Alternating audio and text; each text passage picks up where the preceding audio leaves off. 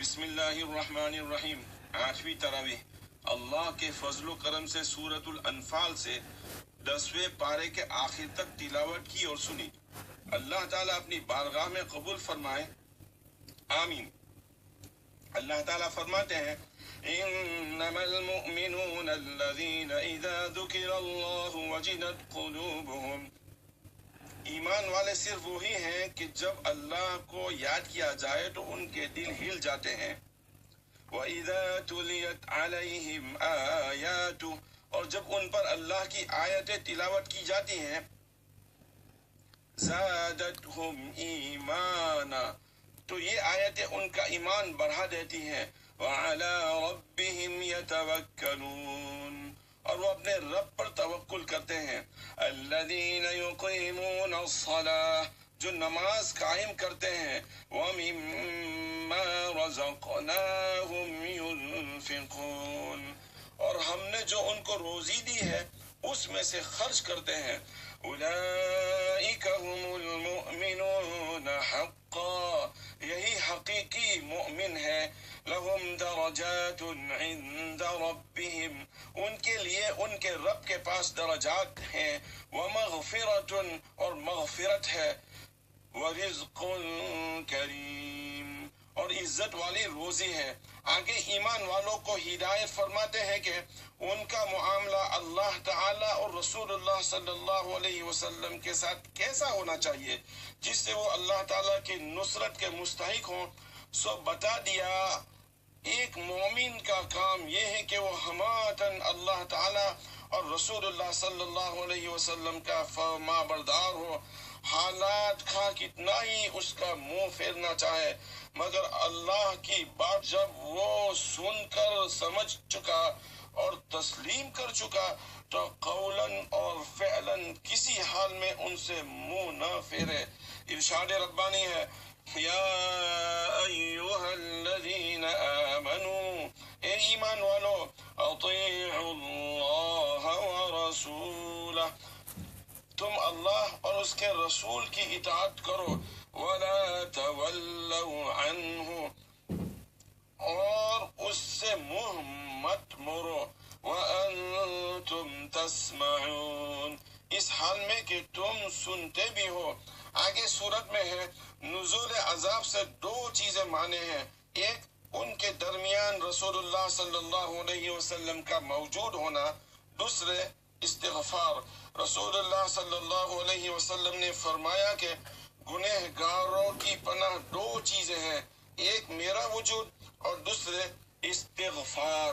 اور ایک روایت میں ہے کہ فَإِذَا مَضَيْتُ.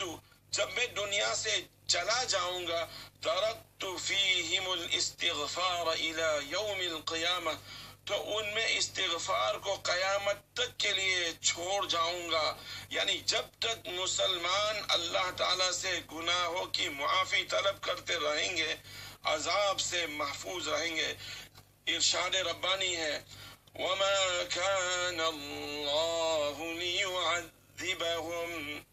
اللہ انہیں عذاب نہیں دیں گے. وَأَنْتَ فِيهِمْ. اس حال میں کہ آپ صلی اللہ علیہ وسلم ان میں ہیں.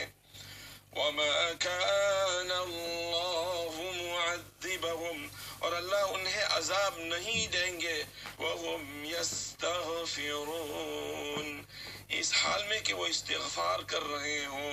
سورۃ التوبہ کو سورۃ التوبہ اس لیے کہا جاتا ہے کہ مسلمانوں کی توبہ قبول ہونے کا بیان ہے. رسول اللہ صلی اللہ علیہ وسلم نے فرمایا کہ اللہ تعالیٰ نے صدقات یعنی زکوٰۃ کی تقسیم کو نبی یا غیر نبی کسی کی مرضی پر نہیں چھوڑا بلکہ بذات خود اس کے مصارف متعین کر دیے ہیں. جو 8 ہے فقراء جن کے پاس کچھ نہ ہو. مساکین جن کو بقدر حاجت میسر نہ ہو. والعاملین علیہا اور صدقات پر کام کرنے والے.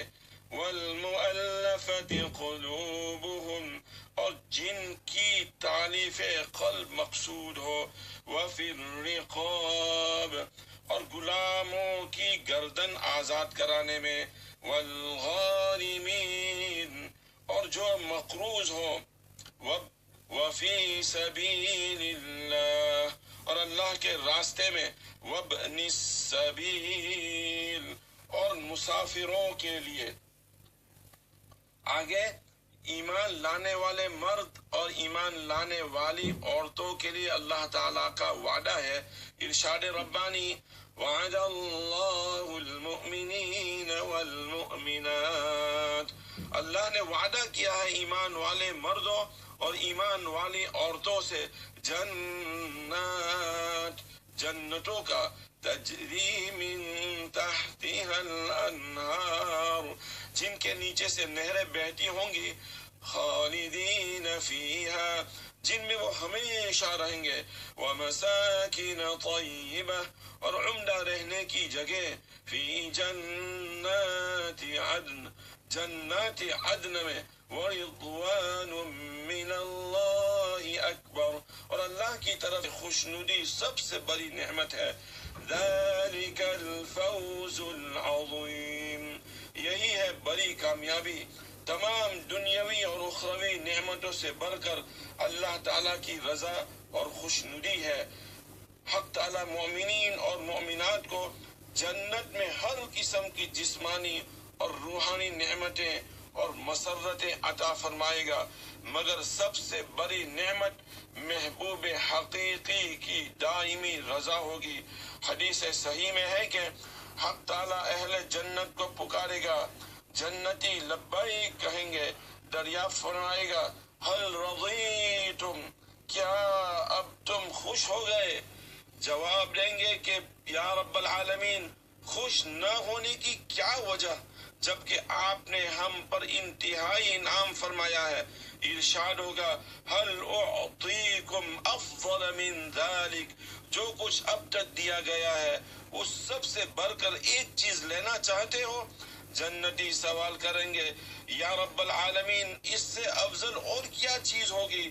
اس وقت فرمائیں گے، احل علیکم رضوانی، اپنی دائمی رضا اور خوشنودی تم پر اتارتا ہوں، فلا اسخط علیکم بعدہ ابدا، جس کے بعد کبھی خفگی اور ناخوشی نہ ہوگی۔ یا رب العالمین، ہمیں اور تمام مؤمنین اور مؤمنات کو یہ نعمتیں عطا فرما، بفضلک ومنک وکرمک یا رب العالمین۔ آخری بات، بعض دفعہ یہ شبہ ہو سکتا ہے کہ اللہ تعالیٰ نے نہ ماننے والوں کو مال اور اولاد وغیرہ نعمتوں سے کیوں نوازا ہے، ان کو اتنا سارا کیوں دے رکھا ہے؟ اس کا جواب اللہ جل وعلا ارشاد فرماتا ہے، یہ متشابہت لگتی ہے حافظوں کو، اسی صورت میں 2 جگہ پر آتا ہے، فلا تعجبك أموالهم ولا أولادهم، سو تو تعجب نہ کر ان کے مال اور اولاد سے، انما يريد الله ليعذبهم بها في الحياة الدنيا، اللہ تو صرف یہ چاہتا ہے کہ انہیں اس کے ذریعے عذاب دے دنیاوی زندگی میں، وَتَزْهَقَ أَنفُسُهُمْ وَهُمْ كَافِرُونَ، اور ان کی جان نکلے اس حال میں کہ وہ کافر ہوں۔ حضرت شاہ صاحب رحمت اللہ علیہ لکھتے ہیں، یہ تعجب نہ کرے کہ بے دین کو اللہ نے نعمت کیوں دی ہے، بے دین کے حق میں اولاد اور مال وبال ہے کہ ان میں دل پریشان رہے اور مرتے دم تک ان کی فکر سے چھوٹنے نہ پائے۔ اللہ تعالی ہمیں اپنے اور اپنے رسول صلی اللہ علیہ وسلم کے احکامات کے سمجھنے اور ان پر عمل کرنے کی توفیق عطا فرمائے، آمین یا رب العالمین۔ ربنا منا إنك أنت السميع العليم وتب علينا إنك أنت التواب الرحيم، وصلى الله على النبي الأمي